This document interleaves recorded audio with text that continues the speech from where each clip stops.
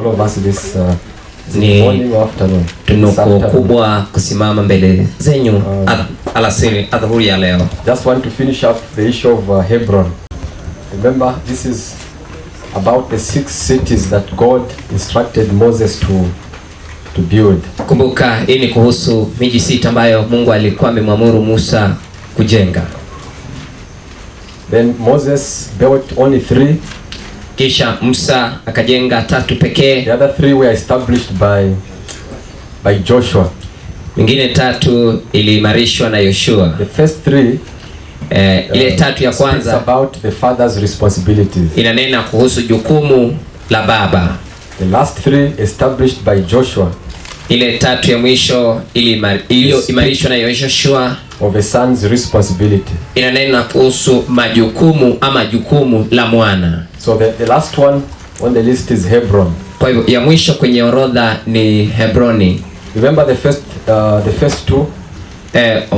Kumbuka ile 2 ya kwanza Shekemu followed by Kadesh. It was first Kadesh. Kwanza kulikuwa na Kadesh, Shekemu, Hebron. Kisha Hebroni.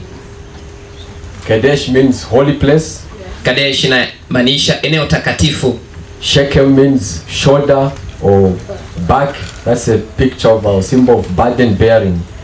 Shechem inamaanisha mabega ama mgongo. Hiyo ni ishara ya kubeba mzigo. This is Hebron, the last city. Sasa tulipo ni Hebroni. 2 Samuel chapter 5. Kitabu cha 2 cha Samueli sura ikiwa ni ya 5. Want to look at the meaning of the word Hebron. Tunataka tuangazie na kuangalia maana ya jina Hebroni.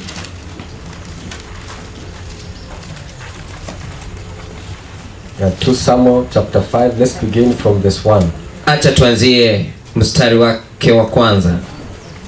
The Bible says, then all the tribes of Israel came to David at Hebron. Ndipo makabila yote ya Israeli wakamwendea Daudi huko Hebroni.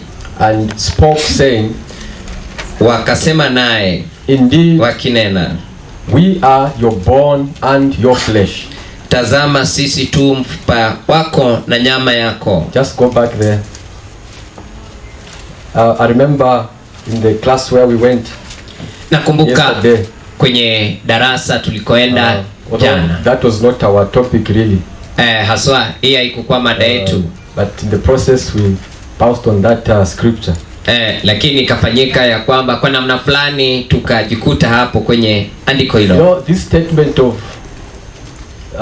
we are born of your bone. Wajua huu usemi ya kwamba sisi tu mfupa wa mfupa wako. It's a statement spoken in marriage. Ni usemi ambayo unenwa katika ndoa. Remember Adam. Mbuka Adamu. When God created this woman. Wakati Mungu alipomuumba huyu mwanamke. He brought her to him. Alimleta kwake. And when Adam saw her, what did she say? Na Adamu alipomuona alisema nini? Bone of my bones. Sema huyu ni nyama ya nyama yangu, mfupa wa mifupa yangu. She shall be called. Kwa hivyo ataitwa mwanamke. Manake alitoka kwa mwanaume. Do you know that Eve was not her original name? Wajua Hawa haikuwa ni jina lake la awali. Yeah, that woman. Huyo mwanamke Eve was not her original name. Hawa haikuwa ni jina lake tangulizi. You know, the name Eve was given to her. Wajua jina Hawa ilipeana kwake after they sinned. They missed the mark. Baada ya wao kufanya dhambi. In chapter 3 Genesis. Katika sura ya 3 ya kitabu cha Mwanzo. So now before Adam sinned. Kwa hivyo kabla ya Adam kufanya dhambi. How was he calling her? Alikuwa anamuitaje? Woman. Alikuwa anamuita mwanamke. She saw somebody. Manake alimwona mtu coming out from him. Ambaye ametokana ndani yake. Bible says then all the tribes. Biblia sema ya kwamba kisha makabila yote of Israel ya Israeli came to David. Wakamwendea Daudi at Hebron. Huko Hebroni. Then and they spoke to David saying, na wakasema naye wakisema, indeed we are your bone. Kwa hakika sisi tu mfupa and your flesh. na nyama yako. Now remember, they are now entering into some kind of a marriage covenant with David. Kumbuka ya kwamba sasa wanaingia katika agano kama ya ndoa pamoja na Daudi. Verse 2 says, kisha mstari wake wa pili unasema, in time past when Saul was king over us, you were the one who led Israel out and brought them in. And the Lord said to you, you shall shepherd my people Israel and be ruler over Israel. Zamani za kale hapo Sauli alipokuwa mfalme juu yetu, wewe ndiye uliongoza Israeli watoke nje na kuingia ndani. Naye Bwana akakwambia, wewe utawalisha watu wangu Israeli, nawe utakuwa mkuu juu ya Israeli. Therefore all the elders of Israel came to the king at Hebron. Basi wazee wote wa Israeli wakamwendea mfalme uko Hebroni. And King David made a covenant with them at Hebron. Naye mfalme Daudi akafanya agano nao huko Hebroni before the Lord, mbele za Bwana. And they anointed David king over Israel. Wakamtia Daudi mafuta awe mfalme juu ya Israeli. Hebroni. The meaning of the word Hebron, maana ya neno Hebroni, covenant. Inamaanisha agano. It's like an alliance. It's not a contract. Sio kandarasi tu, lakini ni mapatano. Some people or sons enter into a contract with a spiritual father. Kuna baadhi ya wana ambao wanaingia kwenye kandarasi na baba wa kiroho. When things are tough, they abandon the father. Wakati mambo yamekuwa magumu, wanamwacha baba. So Hebron, kwa hivyo Hebroni is coming to a position in life, ni kukuja kwa eneo katika safari ya maisha, recognize authority in a father, ambapo unatambua mamlaka iliyopo ndani ya baba. Come under that authority. You submit yourself. Na kisha unajinyenyekesha chini ya mamlaka hayo. By establishing a covenant. Kwa kuimarisha agano. Cutting a covenant. Kwa kuimarisha agano. Now, like I said, this is not a contract. Jinsi nilivyosema ya kwamba hii sio kandarasi. That's what Ruth did to Naomi. Haya ndio Ruth alimfanyia Naomi. When Naomi said, my daughters, go back. Wakati Naomi alisema ya kwamba binti zangu rudini. Ruth says, I shall not go back. Ruth alisema ya kwamba sitarudi. Shall be my God. Mungu wako atakuwa Mungu wangu. Where you go, I shall go. Unakoenda huko ndiko naenda. What was Ruth doing? Ruth alikuwa anafanya nini? She was cutting a covenant. Alikuwa anakata agano. He said, where you die, I shall die. Asema utakapokufa huko ndiko nitakokufa. So, in that story, kwa hivyo katika ya Naomi is a picture of a spiritual father. Naomi ni taswira ya baba wa kiroho. And Ruth is a picture of a spiritual son. Na Ruth ni taswira ya mwana wa kiroho. So, here is a son in the name of Ruth. Sasa hapa kuna mwana kwa jina ya Ruthu entering into a covenant with a father, Naomi. Akiingia kwenye agano na baba Naomi. You remember even when Jesus was walking with the disciples. Mwakumbuka hata Yesu alipokuwa anatembea na wanafunzi. In John chapter 6. Katika kitabu cha Yohana sura ya 6. There's a time when Jesus gave a hard teaching.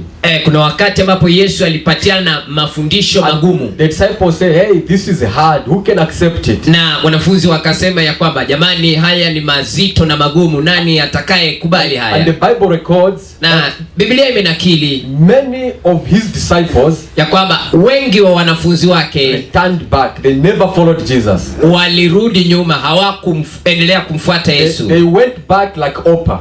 Walirudi nyuma kama Oprah. Then he turned to the 12. Kisha akawageukia wale 12. Will you also go away? Kauliza ya kwamba ninyi pia mnataka kurudi? Petero alisema nini? Remember what Peter said? Wakumbuka kile Petero alisema? Again? No. What did Peter say? Petero alisema nini?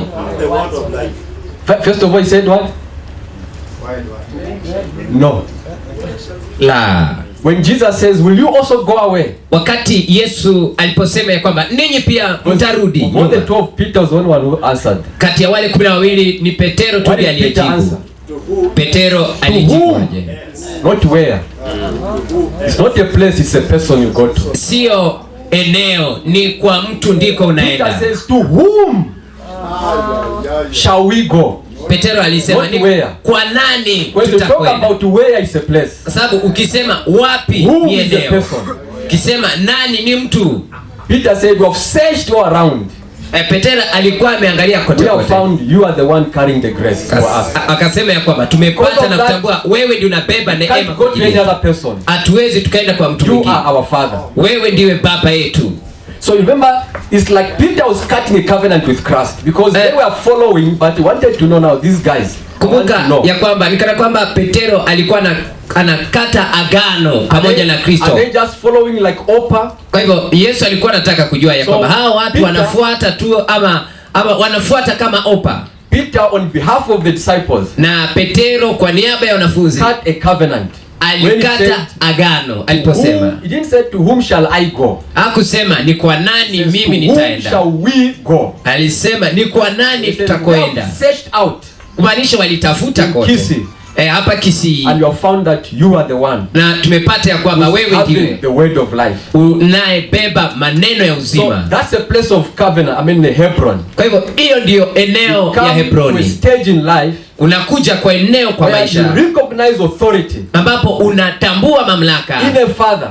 Kwa baba. And submit, you come under that authority. Na kunyenyekea chini ya hayo mamlaka. Not just for some few months or few years. Sio kwa miezi chache tu ama miaka chache. Determined in your heart like Ruth. Lakini unakusudia kwa maisha yako kama Ruth kufuatilia.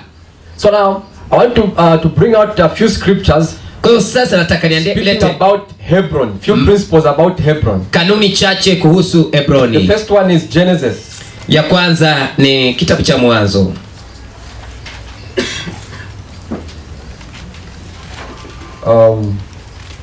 Let me just find the scripture. Acha nipate andiko. Genesis chapter. Let's begin with chapter 13. Kitabu cha Mwanzo sura ya 13. Let's begin from verse 14. Tukianzia mstari wa Genesis 13 and 14. 13, 14. Kitabu cha Mwanzo 13 mstari. And the Lord said to Abraham. Bwana akamwambia Abrahamu after Lot had separated from him. Alipokwisha kutengana na Lutu. Let's also say after Lot separated. Sema alipokwisha kutengana na Lutu. So there is a separation. Kwa hivyo kuna kutengana. Every transition, kila mageuzi is a place of separation. Ni eneo la kutengana. God says lift your eyes now and look from the place where you are. Mungu akamwambia inua macho yako na utazame kutoka eneo liko. Northward, southward, eastward and westward. Upande wa kaskazini, upande wa kusini, upande wa mashariki na hata magharibi. For all the land which you see, I give to you and your descendants forever. Maana nchi hii yote uionayo nitakupa wewe na uzao wako hata milele. And I'll make your descendants as the dust of the earth. Na uzao wako utafanyika uwe kama mavumbi ya nchi. So that if a man could number the dust of the earth, then your descendants also could be numbered. Hata mtu akiweza kuhesabu mavumbi ya nchi, uzao wako nao utahesabika. Arise, ondoka, walk in the land through its length and its width. Katembee katika nchi katika mapana yake na marefu yake. I give it to you. Maana nitakupa wewe nchi hiyo. Then Abraham moved his tent. Basi Abrahamu akajongeza hema yake. And went and dwelt by the terebinth trees of Mamre. Akaja akakaa kwenye mialoni ya Mamre, which are in Hebron. Nayo ni miti iliyoko Hebroni. And built an altar there to the Lord. Akamjengea Bwana madhabahu huko. So in this story, kwa hivyo katika hadithi hii Hebron tunaona ya kwamba Hebroni is a place where Abraham settled. Ni eneo alikoishi Abrahamu after separating himself from Lot. Baada ya kujitenganisha na Lutu. So every transition, kwa hivyo kila mageuzi it's like remember the story of David. Mwakumbuka hadithi ya Daudi. When Jonathan descended grace upon David. Wakati Yonathani alipopambanua neema iliyoko juu ya Daudi. There was a time when Saul was king. Huo ni wakati ambapo Sauli alikuwa mfalme. God rejected him. Na Mungu akamkataa. Then God tells Samuel to go and anoint David. Kisha Mungu anamwambia Samueli aende akamtie mafuta Daudi. So at that stage, Kwa hivyo katika hiyo eneo I think only very few people knew that Saul has been rejected as king. Natumai ya kwamba ni watu wachache tu ndio walijua ya kwamba Sauli amekataliwa kama mfalme. Later on David is anointed. Kisha baadaye Daudi anatawazwa. And the story goes on, he kills Goliath. Na hadithi inaendelea, anamua Goliath. Saul is now threatened. Sauli sasa ametishiwa. Women are singing. Wanawake wanaimba. Saul is troubled. Sauli akona shida. He now sought to kill David. Sasa akatafuta jinsi ya kumuua Daudi. It was during that process. Ilikuwa katika wakati kama huo. Jonathan came to a conclusion. Wakati Jonathani alipokuja kwa tamatisho. God has shifted from my father Saul. Ya kwamba Mungu amehama kutoka kwa babangu Sauli. Sasa yuko pamoja na Daudi. When David was running away in the woods, kumbuka ya kwamba Daudi alipokuwa anatoroka vichakani, Jonathani alimfuata Daudi na akamwambia. Now this is what Jonathan said. Hichi ndicho Jonathani alichosema. David, sema Daudi, I know, najua that God's anointing is upon you. Ya kwamba upako wa Mungu uju yako. I know God has rejected my father. Najua Mungu amemkataa baba. Even said you shall be king. Nasema ya kwamba utakuwa mfalme. I will be second from you. Na mimi that was Jonathan. Nitakuwa naibu wako. But the mistake he made was this. Lakini dosari alofanya ni hii. Immediately said that thing, he went back to his father Saul. Baada ya kusema alirudi kwa baba yake Sauli. In other words, he never disconnected or not, he was still attached, sentimentally attached to the past move. Kumaanisha ya kwamba hakujitenga kwa hisia, angali alikuwa ameunganika na muondoko wa kale. This is what has made many people to fail to migrate into the apostolic. Hii ndio imefanya watu wengi washindwe kuhamia katika mfumo huu wa kimtume. They perceive God is doing something new in this season. Wanapambanua ya kwamba kwa hakika Mungu anafanya kitu kipya msimu huu. We are so attached to the past. Lakini wameunganika sana na nyakati ya kale. Because maybe my biological father is the one heading this big denomination. Kwa sababu huenda babangu mzazi ndiye anayeongoza dhehebu hili. Ili upate kuhama inafanyika kitu kigumu.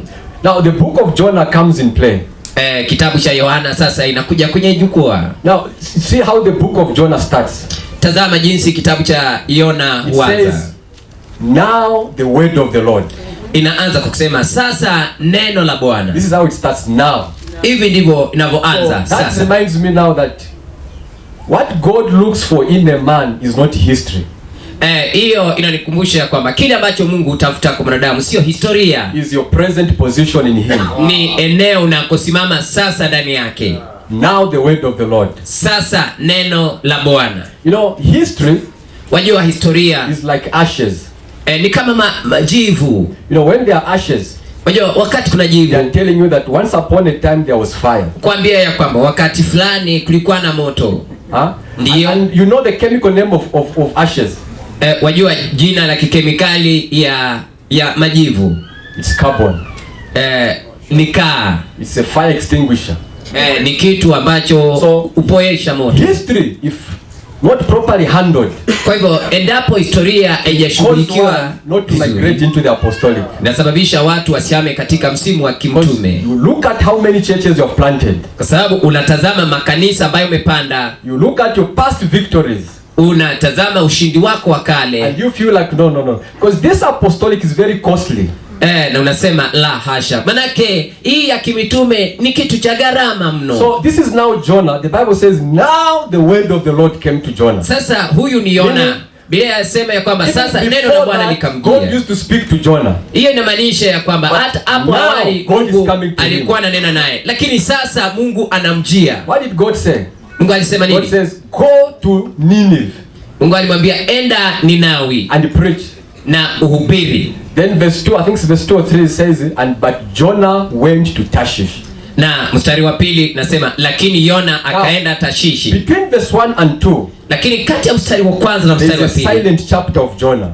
Kunao sura ambayo ni nyamavu ya all of us have silent chapters in life. Kila mmoja wetu ako na ukurasa ambayo umetulia tu. We can attend this school. Tunaweza hudhuria shule hii. But what we do from now, lakini kile ambacho tunafanya kutoka sasa, what God wants us to do, na yale ambayo Mungu anataka tufanye, there's a silent chapter in between. Kuna ukurasa ambao ni nyamavu hapo katikati. If we don't deal with that silent chapter, na endapo tutashughulikia huo ukurasa, we end up like Jonah. Tunaweza ishia kama Yona. You know that they have discovered that out of all the 66 books, Wajua nimetambua ya kwamba kati ya vitabu vile 66 vyote all the 66 books, vile vitabu 66 apart from one, kando tuna moja, meaning 65 books, hiyo kumaanisha vitabu 65 ending with a full stop. Vyote vinaisha na kituo. It's only the book of Jonah, ni kitabu tu ya Yona, that ends with a question mark, ambayo uishia na swali. I don't know about your Swahili Bible. Get your English Bible. Tazama kitabu chako cha Kizungu. Read, that's I think Jonah chapter 4. Go to the last verse. Enda kwa mstari wa mwisho. Question mark, huh? Yeah. It's a question mark. Umalizia that tells you swali. We don't know how Jonah ended his spiritual journey. Kumaanisha ya kwamba hatujui jinsi Yona alivyomaliza safari yake ya kiroho. With God, it's not how you start that matters. Kwa hivyo kwa Mungu sio jinsi ambavyo unaanza ndivyo inajalisha. You said something like today is the last day, and she made a comment that the end of a matter. What did you say? It's not the beginning. Yeah, it's better than its beginning. Mchungaji Dina alikuwa anasema leo ni siku ya mwisho, akasema ya kwamba ni heri mwisho wa kitu kuliko mwanzo wake. I think it's Luke 14. There were disciples who were following Jesus. Natumai ni kitabu cha Luka. Many of them. Ambapo kulikuwa na wanafunzi wengi, a crowd following. Kulikuwa na umati ambao ulikuwa unafuata. Jesus turned to them. Kisha Yesu akawageukia and said, if anyone wants to follow me, akamwambia endapo yeyote anataka kunifuata, he must count the cost. Lazima hesabu gharama. He gave an example. Na akapeana mfano. Suppose one of you, endapo moja wenyu, intends to build a tower. Anakusudia kujenga mnara. Does he not first sit down? Je, si kwanza ukaa chini and do what? Count the cost. Na kisha ahesabu gharama. To see if what? He has enough to start or finish. Kuona kama akona ya kutosha kuanza ama kumaliza. Not enough to start but enough to kusema ya kutosha kuanza, so lakini ya kutosha kumaliza. That tells us that with Jesus, hiyo inatuonyesha ya kwamba kwa Yesu, how you start that matters. Sio jinsi kinachojalisha, sio jinsi unavyoanza, how you finish. Lakini jinsi na namna unavyomaliza. People were intending to follow Jesus. Manake hao watu walikuwa wamekusudia kufuata Yesu. When you are connecting to a father, kwa hivyo unapounganika na baba, like you are building a tower, ni kama mtu anajenga mnara. Every son should sit down. Kila mwana lazima kae chini. You are coming to Hebron position. Na unafika katika eneo ya Hebroni. Every son must sit down. Kila mwana yafaa kae chini. Na anze kupiga gharama na hesabu. He has enough to finish that journey has started. Kuona kama akona uwezo wa kumaliza hiyo safari ambayo alikuwa ameanza. Joining, disconnecting, connecting, disconnect. La sivyo utaendelea kuunga na kutonganika, unaacha, unaunganika tena. So here's Jonah now. Sasa hapa iniona. Runs away, goes to Tarshish. Kisha anaenda Tarshish. It's a silent chapter. Kuna kurasa nyamavu. Why did Jonah run away? Mbona Yona akatoroka? From verse 1 to verse 3 we are not told. Kwanzia mstari wa kwanza mpaka mstari wa 3 hatujaambiwa. The Bible just says, God says, go to Nineveh. Manake Biblia inasema tuenda Ninawi. And verse 2 says, but Jonah went to Tarshish. Mstari wa pili nasema lakini Yona akaenda Tarshish. Hatupewi sababu. The reason is revealed in the belly of the fish. Sababu imeelezewa akiwa tumboni mwa samaki. When you read the story very well, ukisoma hadithi vizuri, in the belly of the ship, akiwa tumboni mwa samaki, Jonah was confessing, wakati Yona alikuwa na tubu, discovered that he was an idol worshipper. Alitambua ya kwamba alikuwa ni mtu anayeabudu vinyago. Following God, alikuwa anamfuata Mungu, still clinging to idols, lakini angali ameunganika kwa vinyago, like Rachel, kama Raheli, in the house of is it Rachel? Yeah. The house of Laban, her father. Katika nyumba ya Laban baba yake. Who married is it? Yeah, Jacob married their daughters, Leah and Rachel. Yakobo alioa binti za Laban, Raheli. I know that Jacob loved Leah. Nakumbuka ya kwamba Yakobo alikuwa anampenda Raheli, sio Lea. But when they left the father's house, na walipotoka katika nyumba ya baba, guess what happened to Rachel? Fikiria kilichofanyikia. Their father's idols. Raheli alibeba vinyago vya babake. Disconnected herself from. Hakujing'oa kabisa kutoka kwa msingi. No, Laban is an uncle. Wajua Laban ni mjomba. That's why Jacob had to suffer terribly. Ndiposa ilibidi ya kwamba Yakobo ateseke kabisa. Kwa sababu ni mjomba Laban. You know, uncles are soft, uncles are You can't compare an uncle to a father. Wajua huwezi ukalinganisha mjomba na baba. When most of the denominations operate on uncle grace. Madhehebu nyingi hufanya kazi kwa neema ya mjomba. Denominations have got grace of an uncle. Madhehebu iko na neema ya wajomba. They'll change your wages 10 times. Wanabadilisha kila baba mara 10. They'll be transferring as a pastor every 2 years. There'll be transfer taking place. Watakuwa na hamisha wachungaji kila baada ya miaka 2. They'll be swapping you. Watakuwa na kubadilisha. After 2 years. Baada ya miaka 2. From Kisii. Sema kutoka Kisii. Kisumu. Unaenda Kisumu. They take a pastor from Kisumu. Brings him to Kisii. Natoa mchungaji Kisumu wanamleta Kisii. Na watu wanafurahia. That's the grace of an uncle. Hiyo ni neema ya mjomba. Madhehebu.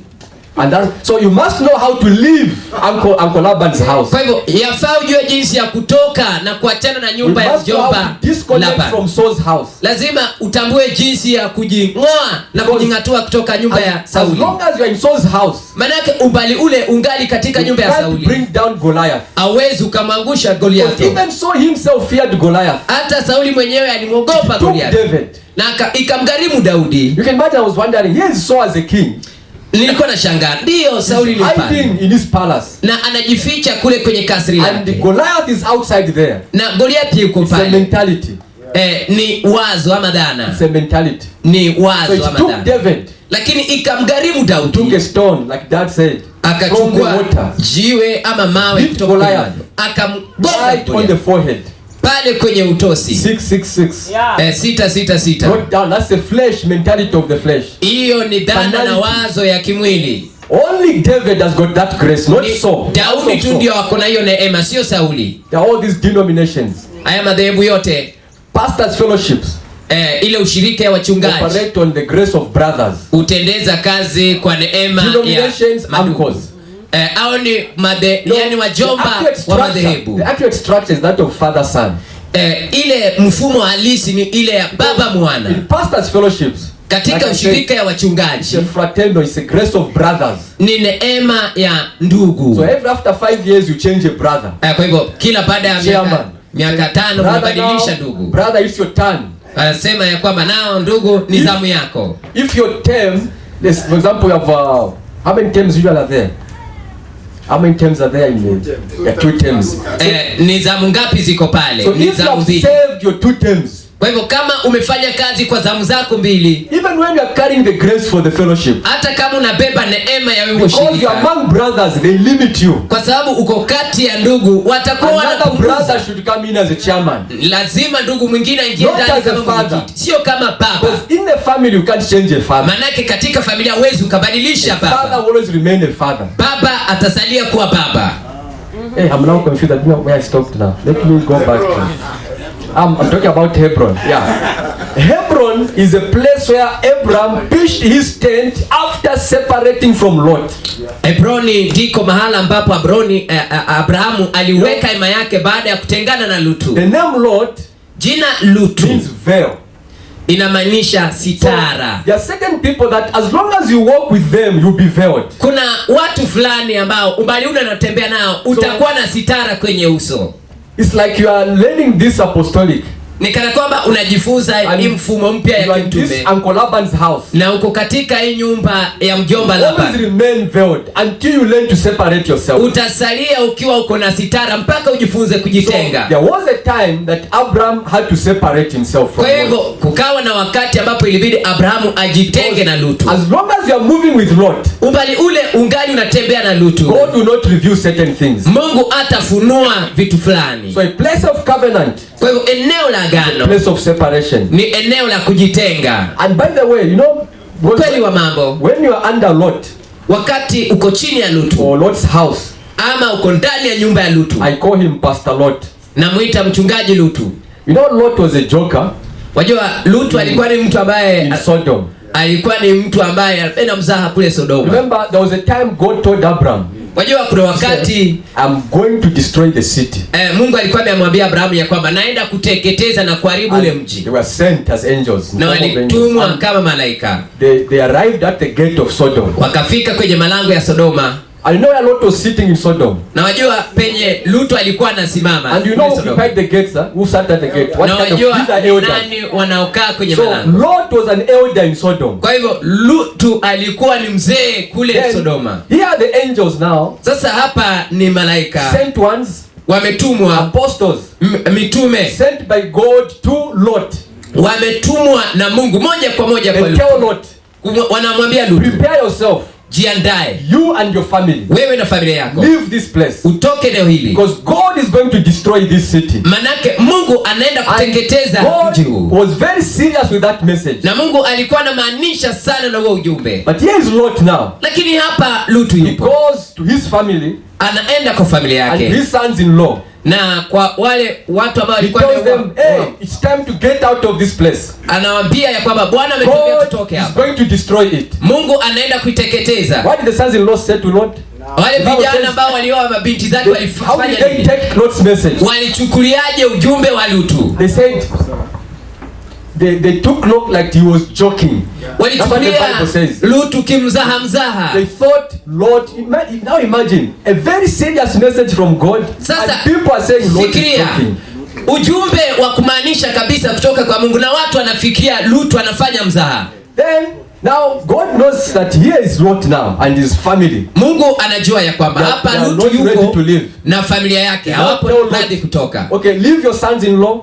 Mungu anamwambia achana You sasa leave. na vijana ambao wameoa mabinti The zako. Bible says, but Lot hesitated. Na Biblia inasema ya kwamba lakini Lutu akakawia He kawia. had to take the angels Ilibidi to igharimu grab the hand of Lot. malaika If you read the Bible, kushika mkono wa Lutu. I always ask myself, Huwa najiuliza suppose the angels endapo malaika did not grab the hand of Lot, awange shikilia mkono wa Lutu na what was going to kumfuta, happen to Lot? nini ingelifanyikia He was Lutu? going to remain. Alikuwa anaenda kusalia. So he's a type of a preacher Kwa hivyo ni aina ya who mhubiri preaches something ambaye anahubiri that kitu he himself does not believe in. ambaye yeye mwenyewe haamini. Because Lot is saying, hey, God is going to destroy, let's leave. But he himself is still want to stay Manake there. Mungu anasema Lutu anasema Mungu amesema anaenda kuteketeza, lakini yeye That's why mwenyewe angali yako hapo. This apostolic, Ndiposa katika like msimu Johan said, before you teach it, jinsi Yohana alivyosema, kabla believe uifundishe in it iamini and become it. na uifanyike, Then you want to be a joker. kisha hautakuwa mtu wa mzaha, Or else you'll be preaching la sivyo utakuwa na and your ubiri sons will be thinking you are just joking. na wanao watakuwa nafikiria unafanya tu But you are mzaha. teaching powerfully. Utakuwa nafundisha kwa But njia they yake, know our father is still connected to Uncle Laban. lakini wanajua baba yetu angali ameunganika kwa mjomba Laban. That's why you find Rachel Ndiposa unapata sat Raheli on the idols that she got from her father. alikalia vinyago alivyopata kutoka Remember, kwa nyumba ya Laban babake. said, hey, Jacob, you have stolen my item. Mbuka Laban alisema ya kwamba Yakobo umeiba vitu vyako. Everywhere. Tafuta kila mahali. Not knowing Rachel was sitting on them. Bila kujua Raheli alikuwa anavikalia. Rachel is a picture. Remember, a woman in the Bible is a picture of the church. Raheli ni taswira. Kumbuka mwanamke kwenye Rachel- Biblia ni taswira ya kanisa. Rachel is a picture of a woman. Kwa hivyo Raheli ni taswira ya Or is a mwanamke picture of a church ama ni taswira ya kanisa that has failed to shift.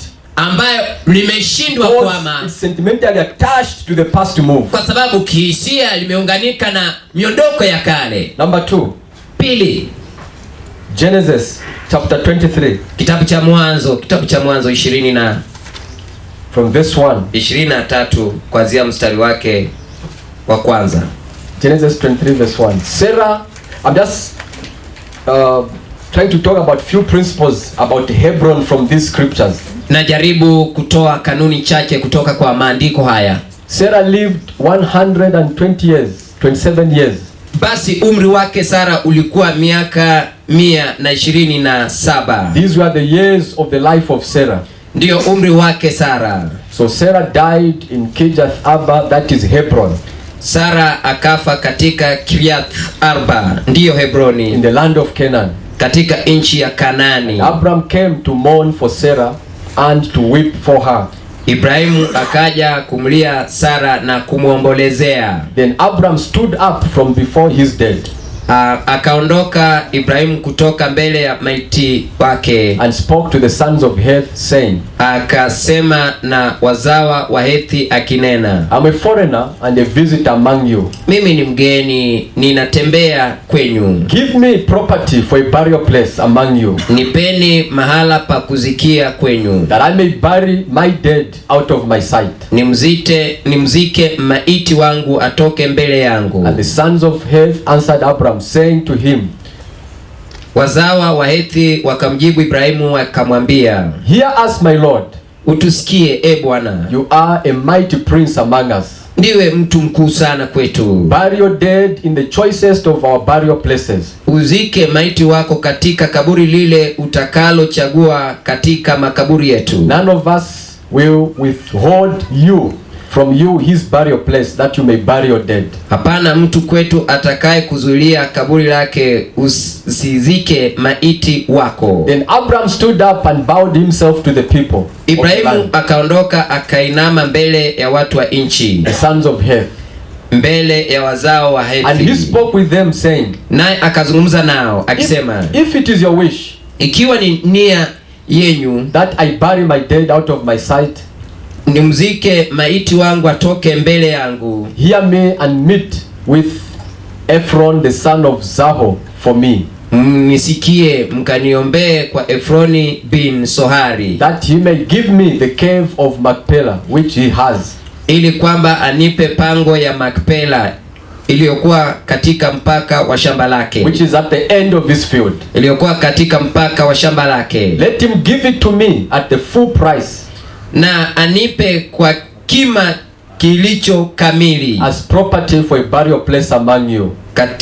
katikati yenyu, ili iwe milki yangu ya kuzikia. Now Ephron dwelt among the sons of Heth, Basi Efraimu alikuwa akiketi kati ya wazao wa Hethi. and Ephron the Hittite answered Abram in the presence of the sons of Heth. Efroni Mhiti akamjibu Ibrahimu na wazao wa Hethi All who entered at the gate of his city, saying, hata watu wote wakiingia mlango wa mji wake, akisema, No, my Lord, hear me. sivyo bwana wangu, I give you the field and the cave that is in it.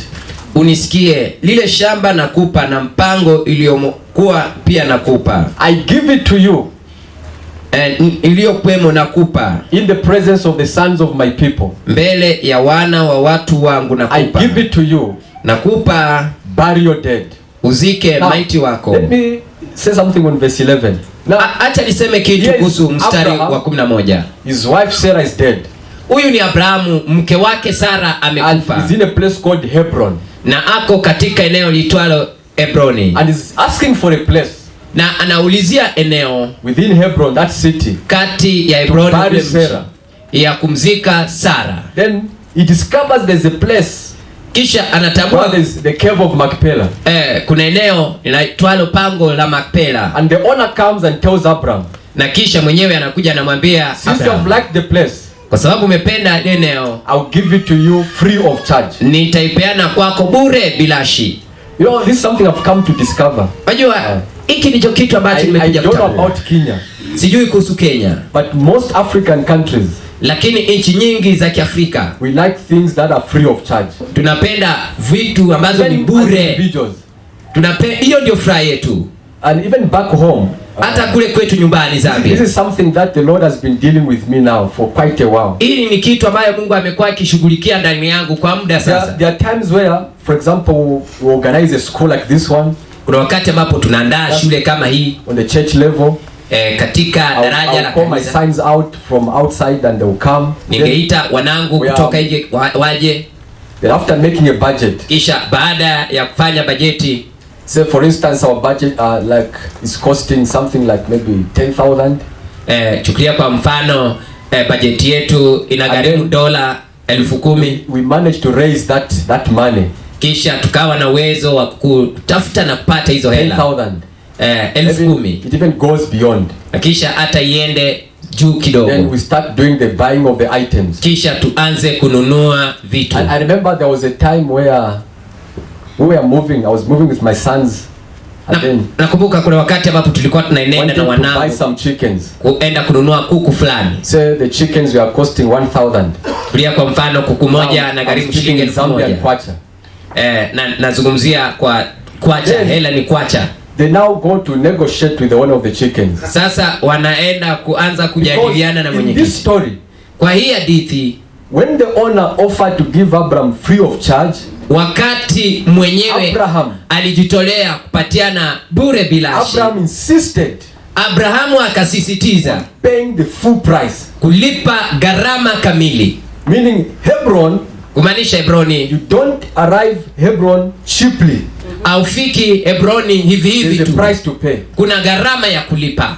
So I went and said, but why are we negotiating? Because na nikasema this jamani, budget has been made.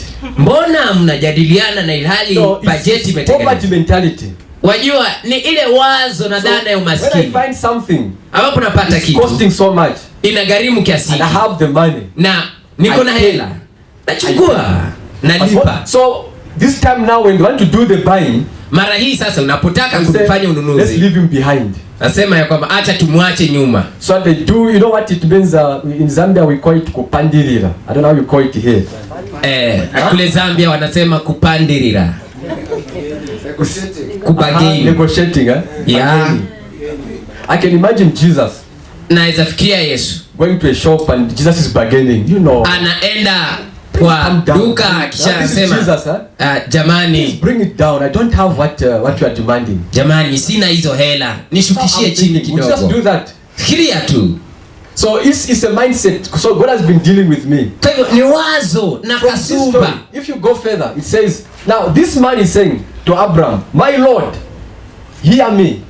I give you the field and the cave.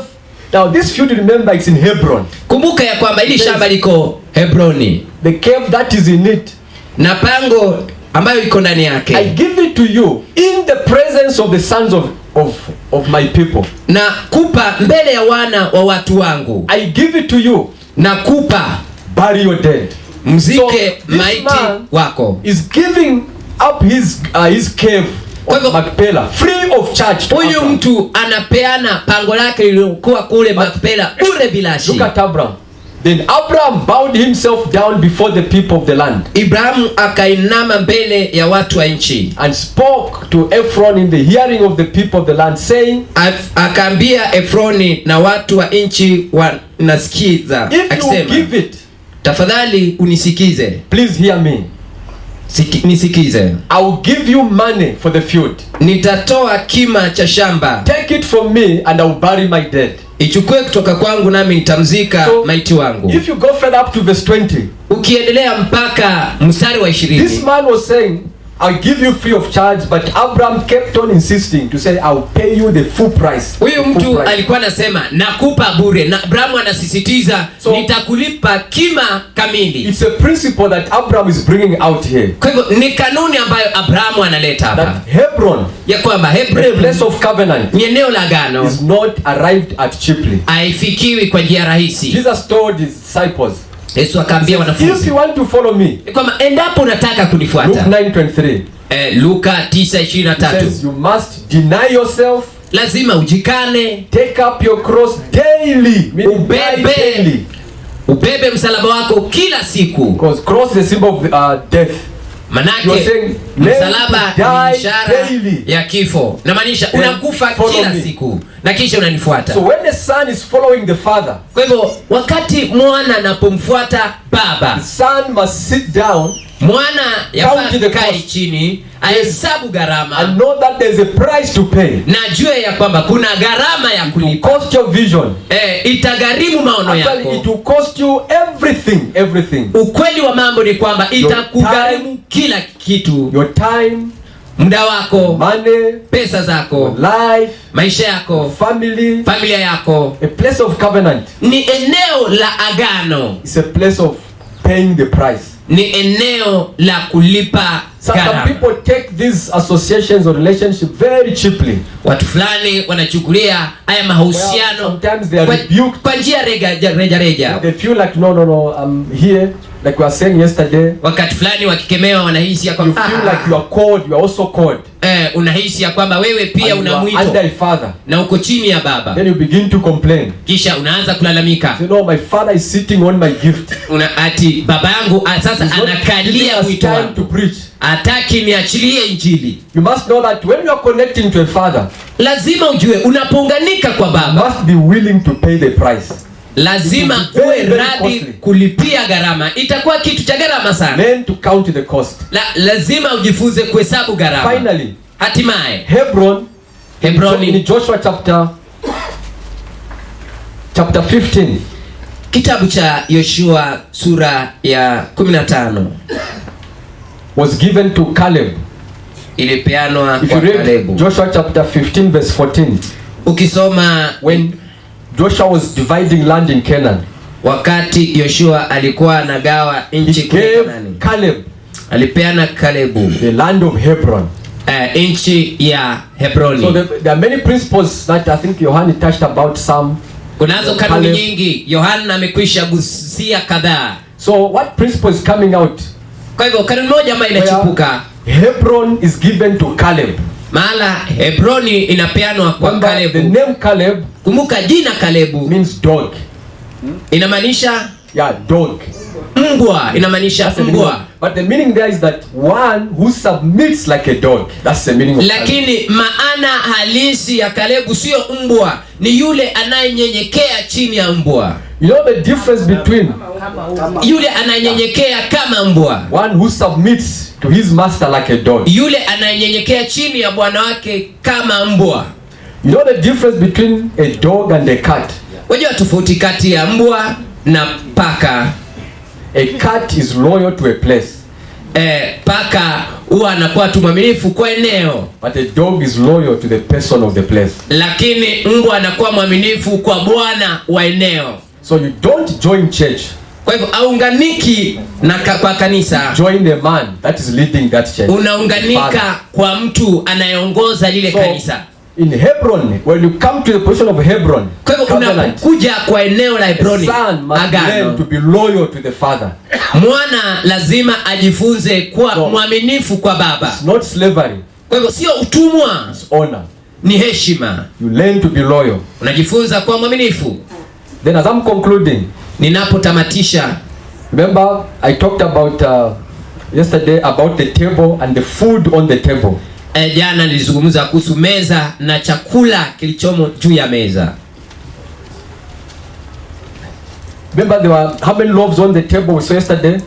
Kulikuwa na mikate 12 mingapi juu ya meza, Arranged in ambayo 2 rows of 6. imepangiliwa kwa safu ama mistari miwili Remember ya sita in sita. John 6, Kumbuka katika Yohana 6 Jesus says, I am the bread of life Yesu asema mimi ni mkate wa uzima that came down from heaven. ambao ulichuka kutoka mbinguni. He tells the Jews, your forefathers Nawaambia Wayahudi ya kwamba babu ate zenyu manna walikula mana that rained down from heaven. ambayo ilinyesha kutoka He's trying to mbinguni. show them that that manna Alikuwa anaonyesha kwamba was hiyo actually mana it's a picture of myself. ilikuwa ni taswira I yangu am the mimi. true bread, he Mimi says, ndiyo mkate wa that came ukweli down from heaven. ambayo ilishuka kutoka mbinguni. So the menu Kwa hivyo chakula diety na lishe at the table ambayo iko kwenye is meza Christ. ni Kristo.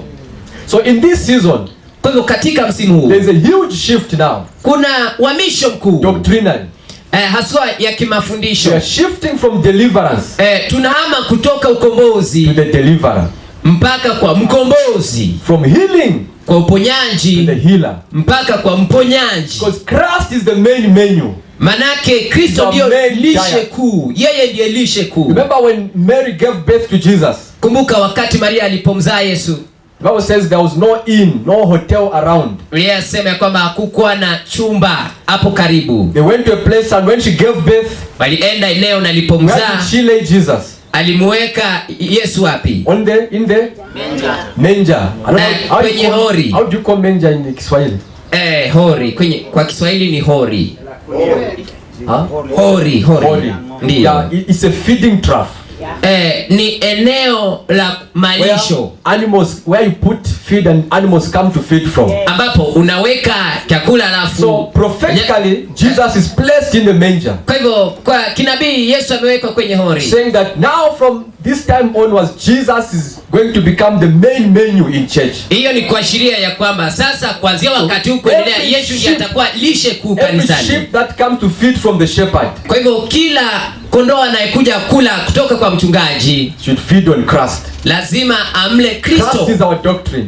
Kristo ndiye fundisho Christ is letu. our focus. Kristo ndiye lengo letu. He is the true bread of life. Yeye ndiye That mkate every wa father kweli wa has to uzima give to people. ambayo kila baba yafaa ape watu. When you major, in fact, what I've discovered is that when you major on deliverance, Ukweli wa mambo ni kwamba nimetambua ya kwamba ukizama zaidi na kukita mizizi the kwa main ukombozi, menu will be demons and the devil. lishe kuu itakuwa ni pepo na shetani. In some Bible schools, Katika shule they fulani za even teach Biblia demonology. wanafundisha Study funzo ya of mapepo, demons. yaani masomo kuhusu mapepo, Studying of demons. masomo ya mapepo. Because Christ is not the focus in that church. Kwa hivyo Kristo sio lengo So kwenye lile we are kanisa. shifting from deliverance Kwa hivyo tunahama to kutoka the ukombozi deliverer. mpaka kwa Who is ukombozi Christ? ambaye ni Kristo, From healing to the healer. kutoka kwa Who uponyaji is mpaka Christ? kwa mponyaji ambaye ni Yesu Kristo. Amen. Amen. I think my time is up. Nafikiria ya Thank you kwamba so much muda for wangu listening. umekwisha. Asanteni sana kwa kusikiza. Amen. Mungu awabariki.